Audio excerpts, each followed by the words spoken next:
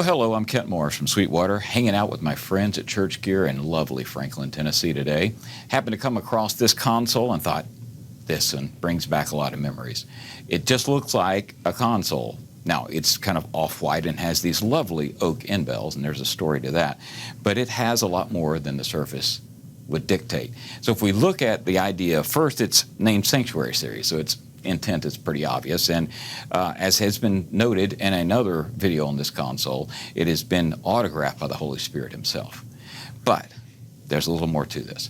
If we look at it overall, I think, well, that's a 24 by 2 by 2. It is and it isn't. When Hartley Peavey came to us in the mixer engineering department and said, hey guys, how do you mix differently in a church environment than you do a bar, club, band kind of thing? And we said, well, it's the same console, just we're more focused on the speech mics, choir, distance miking, those kind of things. He said, well, how do you use the same console if you have a completely different application? We said, well, that's what's available. He said, well, build something different, build something for the church. That fell to Tom Stuckman, who at that time was head of mixer engineering for Peavey and has an illustrious career, brilliant guy, came up with things that you use every day that you would have no idea came from his mind. The core idea is this: let's put the smarts inside the console and let's set the simplicity on the surface. The purpose of that being that 25 years ago when this thing debuted, most church audio techs were not, as you are today, cool, hip, and young and smart. They were old guys that worked at AT&T, and they had a hearing aid, and they barely knew what to do. No discharge on them, it simply was a fact of life because it was not at that time really much of a profession. And so the idea is this: the key element here are the first 4 channels that are 2 red, 2 blue. Those are termed auto mix channels, and that's a trademark. You can see it here. Not auto mix in a simply splitting kind of mechanism or a switching mechanism, but auto mix in true gain sharing. What we mean by that is that if you have a channel up and you have it as the pastor's wireless mic, and you have a second channel up, which is the podium, pulpit, lectern mic. When those two get close, you have phase anomalies, you have interference, you have gain troubles, things happen. Now, as an audio engineer, what you're going to do is simply decrease the level on the one not in use, and you'll switch back and forth. Well, that's what the auto mix does automatically. The way it does is this: if we have them both set to this pulpit position and we raise both of them, notice that 0 is at the very top, that's intentional. There's a small amber LED that will glow for a moment and it recognizes that these are now in use. But if I switch the first one up to wireless, what it does is this: it puts the priority on this channel. So if the pastor, if he or she is speaking on a wireless mic, then when they move around and happen to walk in front of the pulpit, it automatically, this is not happening as we do here physically, but in the circuitry, it's doing this. It's pulling this one down, then it will raise it up, but it'll always defer gain to the primary channel. Now, if by some chance this wireless mic were to go out, the battery dies, it instantly switches gain over to the secondary. Now, we can do that up to 4. In fact, we can have this set up across here, and wherever we put the priority, then that channel gets the most gain that is available, gain before feedback. It senses that, it knows when the onset is going to be, and allows you to simply raise these 4 channels, turn them all on, and walk away. Second part of this, it was one of the first mixers to incorporate built-in soft knee compression on these channels. So these channels have a soft knee, typically 3 to 4 to 1, slight increase in post-gain environment. But this is set up so that basically wherever you turn it, it sounds better because it has a taper switch. The way the taper works on it, it narrows as it gets higher. So kind of a real cool feature. The other neat feature is that it looks like it's a basic 3-band fixed EQ, but it's not. The mid-band has a dark imprint on one side and a light imprint on the other, and it is what we call mid-morph. The mid-range morphs depending on the application. If you take and you do a reduction, then what it does is on a very low Q, broadband, fixed filter point around 250 hertz, it'll take out the mud. But conversely, if you were to boost, it shifts to a 4K high Q narrowband boost.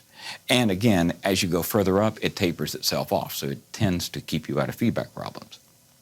In addition to that, there are some really cool functions, one being the feedback ferret. The feedback ferret came out of the Media Matrix system, which is a very complex 600 input, 600 output matrix digital system.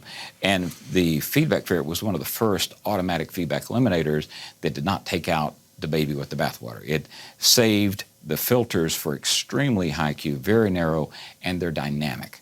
So if you just simply push this and hold it down, go through the service, if feedback starts to happen, since it leans into a singularity, say at 1.16 kilohertz, this will localize that, assign a tiny filter at that point, and you move on with life. That's not all. In addition to that, we have all the standard reverbs and all this, but they're very simple. They're set up to be just 4 types of reverbs. That keeps the operator who is not familiar with these types of devices from creating all sorts of sonic havoc.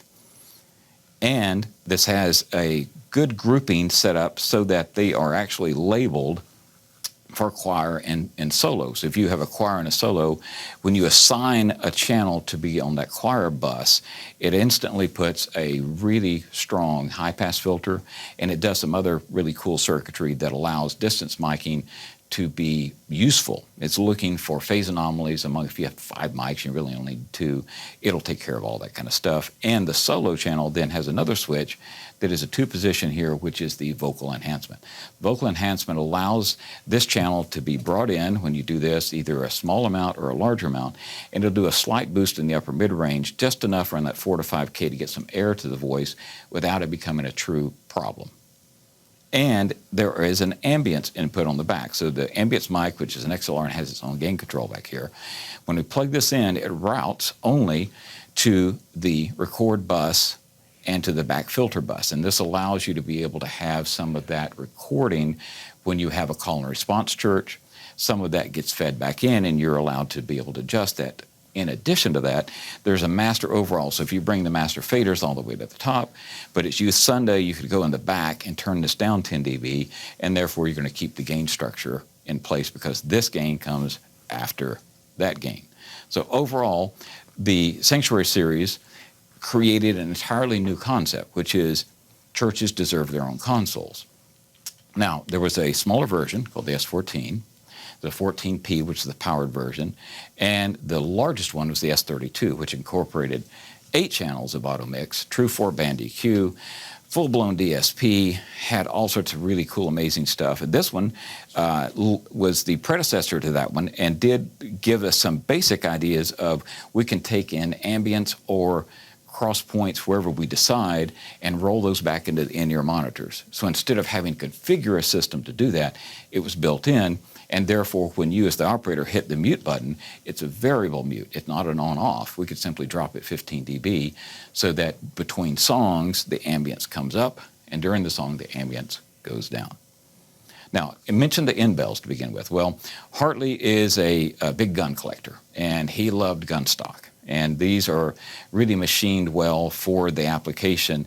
CNC routers that Hartley brought on board. In fact, in the late 70s, when Fender and Gibson were still hand sanding and doing all this type of thing, and you had major variability. If you've ever held one Strat from the 70s and held a different Strat from the 70s, you know there are night and day difference depending on who built them.